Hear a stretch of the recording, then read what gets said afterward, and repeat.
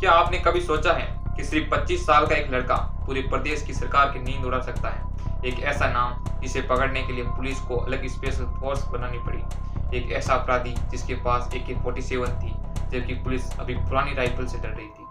गोरखपुर के मामखोर गांव से निकला एक साधारण शिक्षक का बेटा कैसे बन गया 90 के दशक का सबसे खतरनाक चेहरा।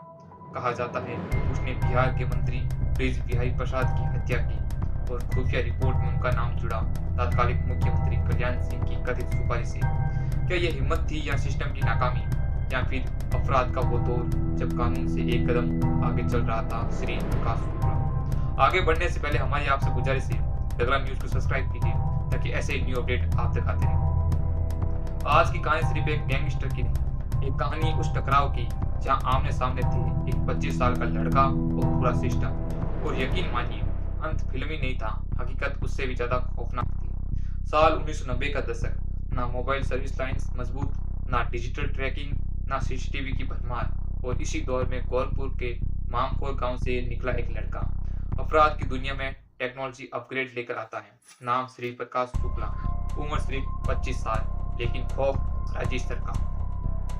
1970 के दशक में जन्मा एक शिक्षक का बेटा, पढ़ाई में कमजोर लेकिन अखाड़े में दमदार।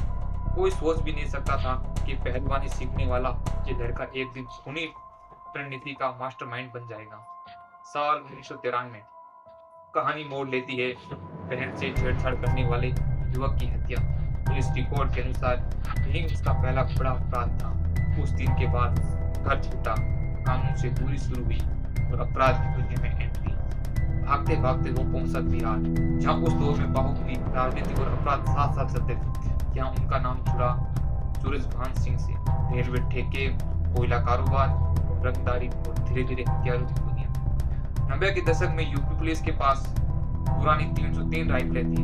AK-47 सिर्फ कश्मीर की खबरों में सुनी जाती थी, लेकिन श्री प्रकाश शुक्ला ने AK-47 को यूपी की सड़कों पर उतार दिया। उस समय की सबसे चर्चित घटना वीरेंद्र शाही की हत्या। बताया जाता है कि सैकड़ों राउंड फायरिंग हुई, फिल्म नहीं थी, ये हकीकत थी। उस दिन से एक मैसेज साफ था, अपराध बदल चुका था। यहाँ से कहानी अलग हो जाती है। वो सिर्फ बंदूक से आगे नहीं था, तकनीकी से भी आगे था। कहा जाता है मोबाइल क्लोनिंग, एक सिम कई फोन। पुलिस एक टावर को ट्रेस करती तो वह दूसरे शहर में। कहा जाता है कि वो पुलिस वायरलेस की फ्रीक्वेंसी तक सुन लेता। ये किस्मत थी या सिस्टम की कमजोरी या अपराध की चालाकी, शायद तीनों। सबसे बड़ा झटका तब लगा जब पटना में अस्पताल परिसर के भीतर बिहार के मंत्री ब्रिज बिहारी प्रसाद की हत्या हुई। सुरक्षा के बीच घुसकर गोलीबारी, लाल बत्ती गाड़ी का इस्तेमाल। अब ये सिर्फ यूपी का गैंगस्टर नहीं रहा, ये इंटर स्टेट खतरा बन चुका था। 1998 में एक खुफिया इनपुट ने लखनऊ से दिल्ली तक हड़कंप मचा दिया। खबर श्री प्रकाश शुक्ला ने तत्कालीन मुख्यमंत्री कल्याण सिंह की हत्या की 6 करोड़ की सुपारी दी। अब सवाल था, क्या कोई अपराधी इतनी हिम्मत कर सकता है? सरकार ने फैसला लिया, अब तरीका बदलेगा। इसी खतरे के बाद उत्तर प्रदेश में स्पेशल टास्क फोर्स बनाई गई।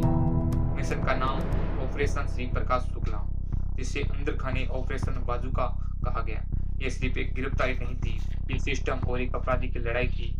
कोई साफ फोटो नहीं, कोई फिक्स लोकेशन नहीं। टीम दिल्ली, गाजियाबाद, नोएडा में पीसीओ मोबाइल टावर डेटा खंगालती रही। भेष बदलकर निगरानी। उसकी एक करीबी महिला संपर्क गाजियाबाद में थी। मोबाइल टावर से ट्रेस शुरू हुआ, धीरे धीरे घेरा सख्त हुआ।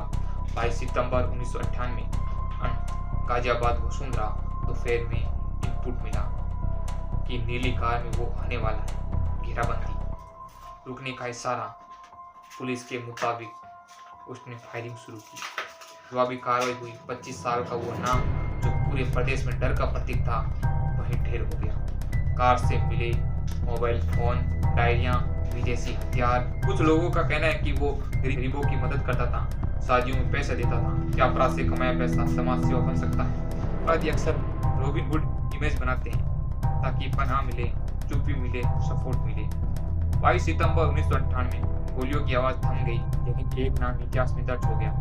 मामखोर का वो लड़का जो कभी अखाड़े में दांव सीखता था, आखिर में जिंदगी की बाजी हार गया।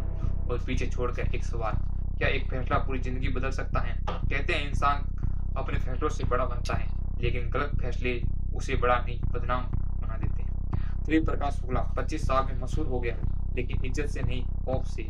और खौफ की उम्र हमेशा छोटी होती है।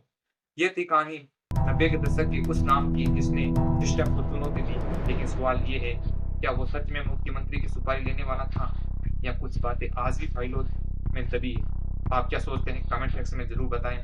और अगली कहानी में मिलेंगे एक और ऐसे नाम के साथ जिसे इतिहास भूलना चाहता है लेकिन सच भूलने नहीं देता है। जुड़े रहिए हमसे। जय हिंद।